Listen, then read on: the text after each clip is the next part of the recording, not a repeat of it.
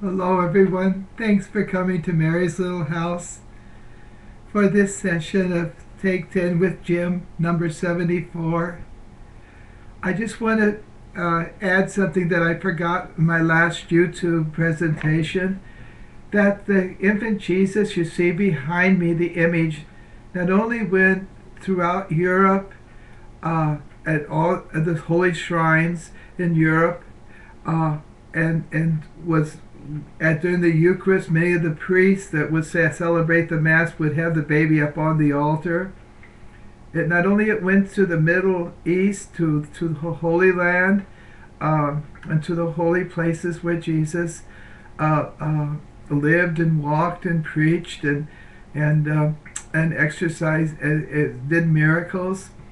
But it also went to our capital many times. I forgot how many, but anyway, where the March for Life, uh, we would carry the infant Jesus for the unborn, for all of life, in the March for Life in Washington D.C. to commemorate the terrible decision of our Supreme Court to legalize abortion, our little persons, to take their little lives.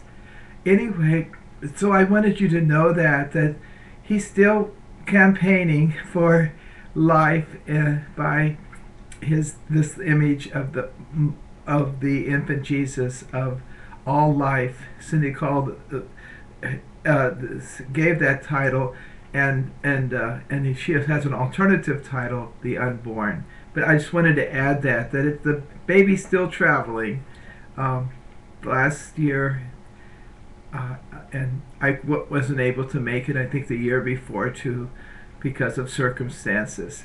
But anyway, the baby is being watched by people all over the world now in this YouTube Take 10 with Jim session. Even our little friend in Australia uh, uh, could see the baby there, infant Jesus for all life, who made every woman's womb sacred and holy by God Himself, not disdaining the womb of the Virgin Mary, becoming flesh in Mary's womb, making all women so blessed because they're sisters of Mary, and their maternity, their womb, so sacred because God Himself lived in Mary's womb. Okay, I want to talk to you. Someone's watching us. Uh, that sounds very, who's watching us, you know? But someone's watching us with a loving and tender gaze, and He never takes His eye off of us. That's the Eternal Father. He watches us with a beneficent, or um, a, a loving gaze, not something where He's making a list of our defects and our faults and our sins, like um, like making a list and checking it twice kind of thing. But He's watching us with a gentleness and a love and an eagerness for us to be happy, like like an earthly father is for his children. I remember when I was traveling up north in northern Minnesota, just outside of Duluth, there was at that time an AW root beer stand where I stopped and got a root beer and a hamburger. And as I was eating it out, if they had little picnic tables there, next to the root beer stand there was a miniature golf course. Of course, this was during the day and nobody was playing in it. I saw a little boy about 3 years old, and walking around.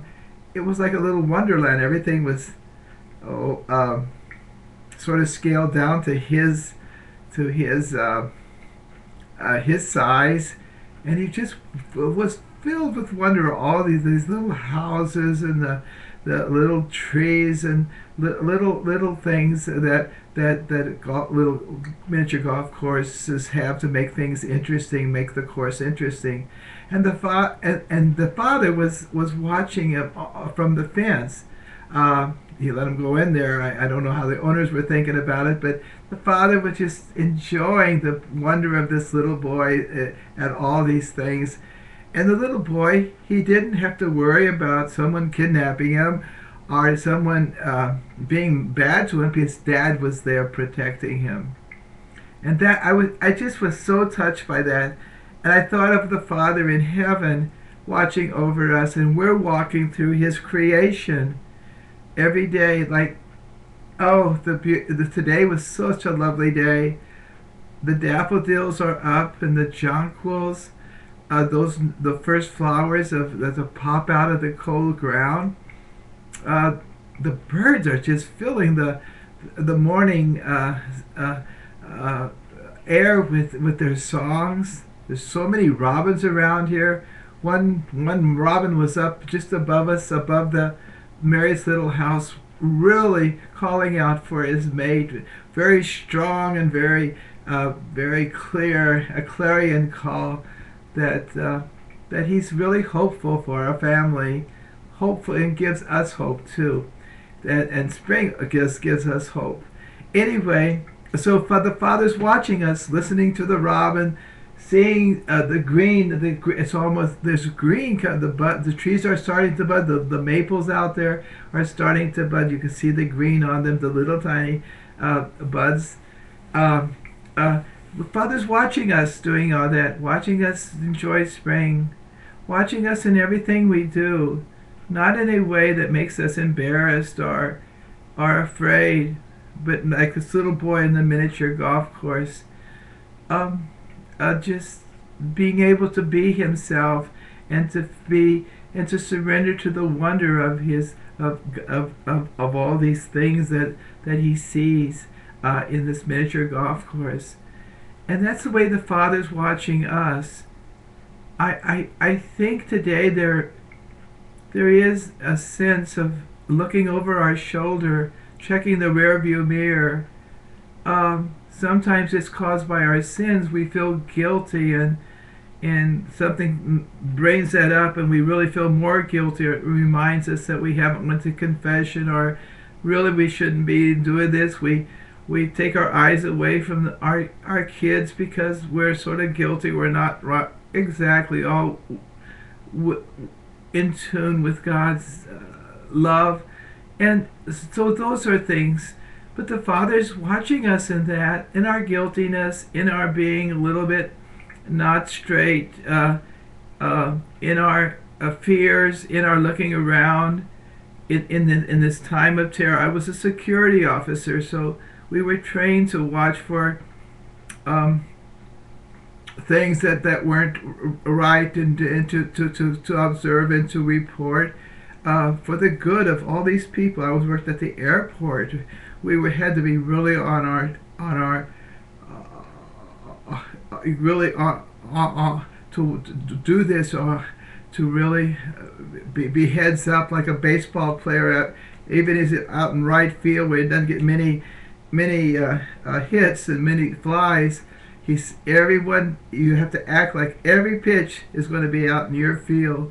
Well, the same way, we are called to be alert in a security officer, but we are called to be alert to see God working. And sometimes we're so caught up in ourselves, we don't look around, and we are so fearful, and we can't enjoy things. But God not only calls us in this season of Lent to go to confession if there's the things of conscience that keep us from really enjoying life, from really being relaxed and at peace with ourselves and with those we love, that we're not hiding anything or some other things at the side over here. That's our misery, all those things that are outside God's will. And we just can't be authentic. We can't feel good about ourselves. We can't be at peace. Well, the Father sees us in that struggle, and he waits for us to turn to him, to turn to his Son that he sent to save us, and to the church with the sacraments that his Son has set up for us, so as a means to be reconciled, as a means to grow in grace. But the Father wills our our good. That's what love is, willing the good of the other, but not only willing it, but doing everything we can to fulfill that wish or that will for the good of the other. And the Father it loves us infinitely. The Father who sent us Jesus to save us, he so loved the world that we may be saved, is watching us. And I say that because it's so freeing for me when I know he's watching, when I know he has my good in hand, when I know that he's there when I need him. And he's calling us to enjoy life. Isn't that something? We think, oh, Christian life is so sad. We got to give up things. No, those giving up makes us freer to enjoy the very things the creation even more, because we're not enslaved with these things, but we are open to them, free to receive them at from God's gracious hand. So I just encourage you to be aware of the loving and tender gaze of the Father. He loves us, and returning that gaze with our gaze and our love for him by being obedient, pleasing him, not just doing the laws or doing regulations, but being obedient because we want to please the Father. So I do encourage you to be aware of that when you're afraid, to turn your face to God as he watches over you so protectively, so lovingly, so tenderly. God bless you now. Keep up your good Lent. Bye-bye.